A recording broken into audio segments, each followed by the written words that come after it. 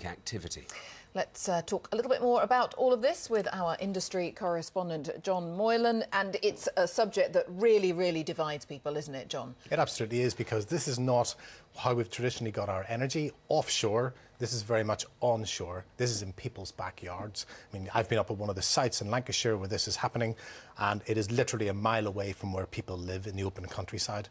So this is about extracting gas from rock that's a mile down in the ground, using methods which involve a lot of water, a lot of chemicals. We know that in the past they set off seismic activity and small earth tremors, and so there has been a lot of concern about this. So the work in Lancashire was shut down last year when a series of earth tremors happened.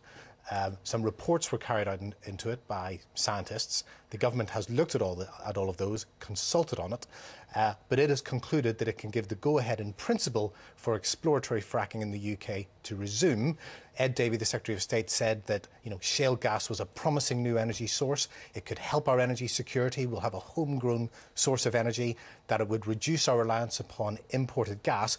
But he said there would also be some new controls. Now, earlier he was speaking in the Commons and he explained why he had given the go-ahead for shale gas fracking.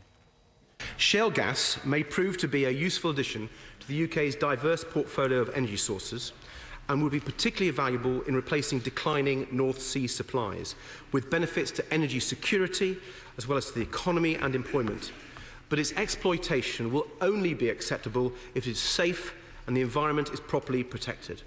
Hydraulic fracturing operations for shale gas were suspended last year, pending consideration of seismic events in Lancashire. Based on the latest evidence and expert advice, and having considered the responses to a public consultation on that advice, I have concluded that, in principle, fracking for shale gas can be allowed to resume, subject to new controls to mitigate the risk of seismicity.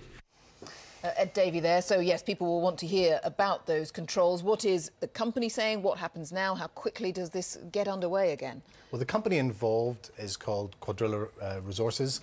I mean, it's basically had a rap on the knuckles over all of this, because it's turned out that on the ground, the people on the ground who were aware of these earth tremors happening were not feeding through that information to the board of the company. So there have been changes put in place for how that reporting structure is going to work. There have been some management changes. That is all going to be monitored. And so there is an approval in principle for this work to go ahead. But actually, they have to see how that's going to work within the company before there's a final go-ahead. The company itself is today saying that this marks a turning point for UK energy.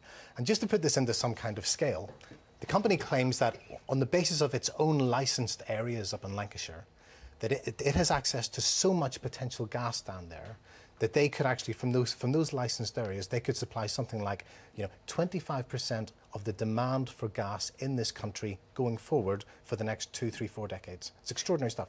And so people hearing that will think, great, if there's more of it, if it's a secure supply, this must mean cheaper gas for me. What does it actually mean for the ordinary customer? Well, this is fascinating territory because, of course, in the United States, shale gas has been exploited over the past decade really fast, and it has caused domestic gas prices to really collapse. It's been a revolution. In fact, the Prime Minister this week talked about the fact that there is this revolution going on in gas around the world, and he wants Britain to be part of it. The problem is, Britain is not landlocked like the United States. It's part of a European hub for gas. Gas flows in, but it flows out. Lots of experts have looked at this, and the thought is that the best that we can hope for is that it will keep a lid on our prices. There was one report out from some recognised and respected consultants who said that maybe going forward it could knock 2 to 4% off the price of gas. So this isn't going to revolutionise our bills, but going forward it could be another indigenous source of energy that does help to keep our gas prices down and doesn't leave us reliant upon gas from places like Qatar or Russia, for example. Yes. Well, we'll talk more about all of that in the next hour or two. Thanks for now, John Moylan. Thank you. Well, let's get more reaction. Let's speak to Mark Wallace, who's from the Institute of Directors. He's there in our central London studios. Good morning. What reaction? Good morning. Well, I think it's good news. The government have made the right decision that exploration of UK shale gas resources and the potential of them should go ahead, and that's something that I think should be welcomed by people who are interested in, actually reducing pollution coming out of the UK, reducing reliance on expensive foreign imports, but also in terms of creating jobs. I think there's a lot of potential here. I'll come back to jobs, but good news despite the risks that we were discussing there, seismic activity, water pollution.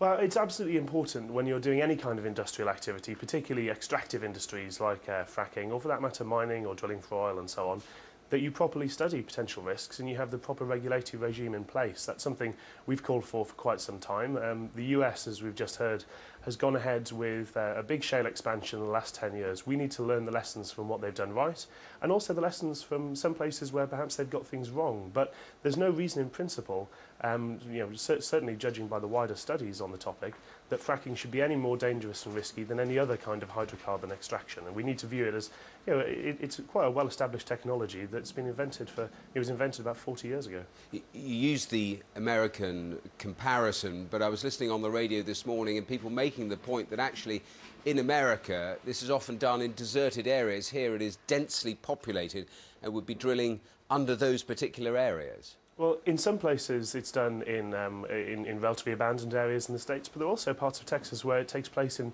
frankly, almost urban or suburban settings. So this is something that obviously you need to take into account, the fact that there are neighbours, there are local communities, and you need to weigh up the advantages and disadvantages for them. So it is really important that we get this right in the UK, and I think there are also things we can learn, say, from France's example, where when they give permission for new power stations of any sort to be built, they also tend to look at whether people in the local area from a few miles around might get cheaper or even free energy as a result of it. So there are a lot of things we can do to try and make sure that this takes place within the community.